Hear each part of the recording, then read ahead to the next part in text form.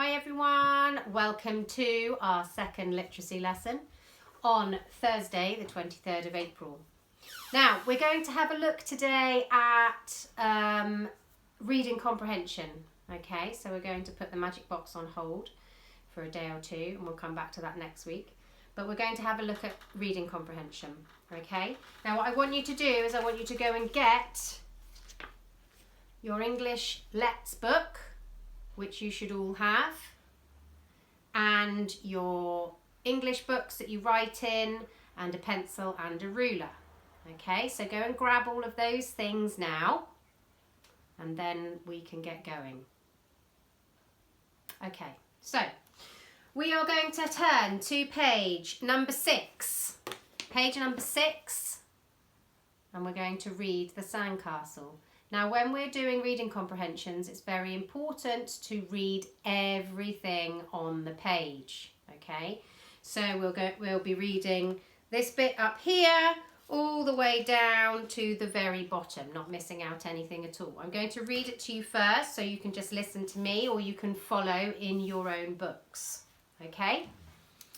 The Sandcastle. Josie Smith was on holiday at the seaside.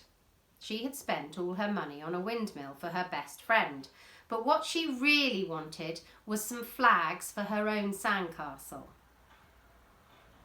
"It's finished," called Josie Smith, and she was just going to say, "Can I have some flags for it?" when she remembered. She'd spent all her money on Eileen's windmill. "What's the matter?" asked Josie's gran. "Are you wishing you still had your spending money?" Josie Smith closed her eyes and tried to say no, but she couldn't. She closed her eyes tighter, and some little tears squeezed out. She opened her eyes and looked up the sands and down the sands and saw everybody else's castles with red, white and blue flags on them. "I don't want to dig any more," said Josie Smith. Her face felt hot and tired. "If you're tired," said Josie's gran, "you can sit on my deck chair. I'm going for a little walk. And if you're careful with them, you can wear my sunglasses as well. Do you want to?" "Yes," answered Josie Smith, and she sat in her gran's deck chair and looked through her gran's sunglasses that made the sea look brown and sad. Josie Smith didn't like the seaside so much anymore. She wanted to go home.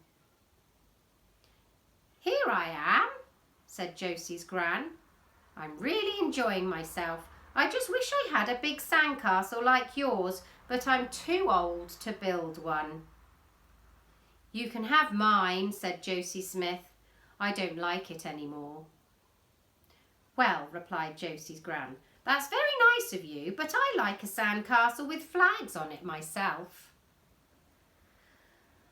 "I haven't got any flags," said Josie Smith, and some more tears squeezed out and rolled down under her gran's sunglasses. "You haven't got any flags?" said Josie's gran. "Well, a sandcastle's no good without flags.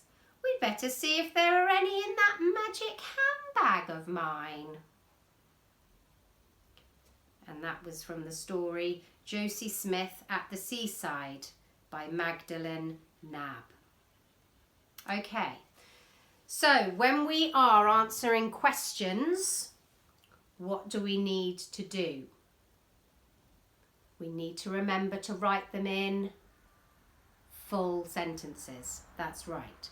So if I read you the first question, we're going to then write down an answer of how we should put it in a full sentence with what at the beginning? Capital letters. And what at the end? Full stop. Good.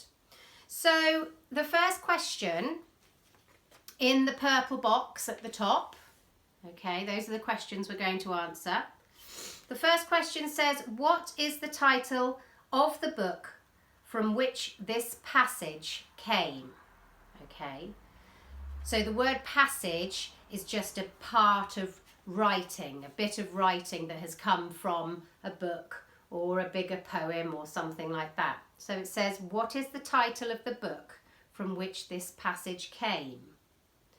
So it's asking us to have a look at that bit of information at the very, very bottom of the page.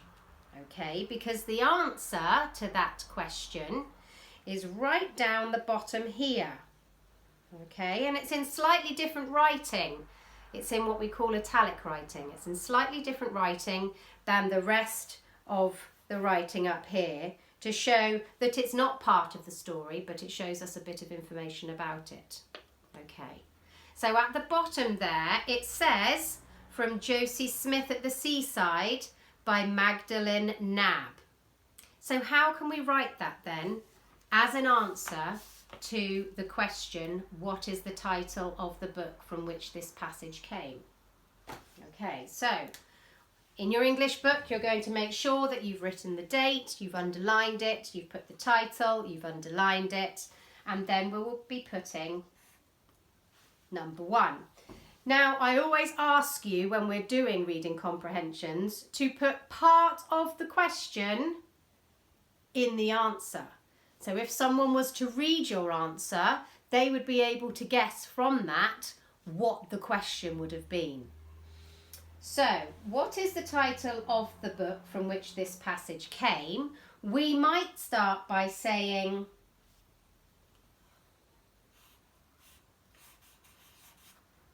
the title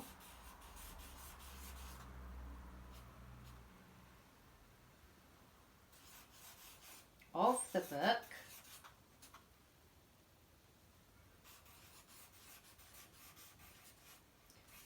from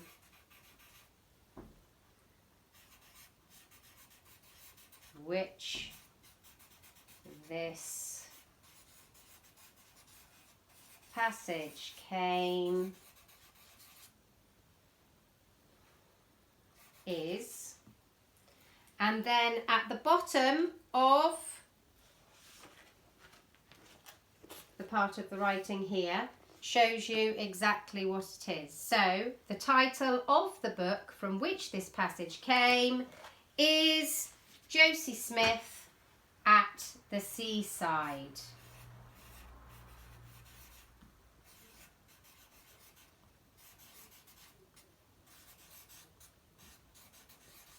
Now, if you want, you can add in who the author is, okay?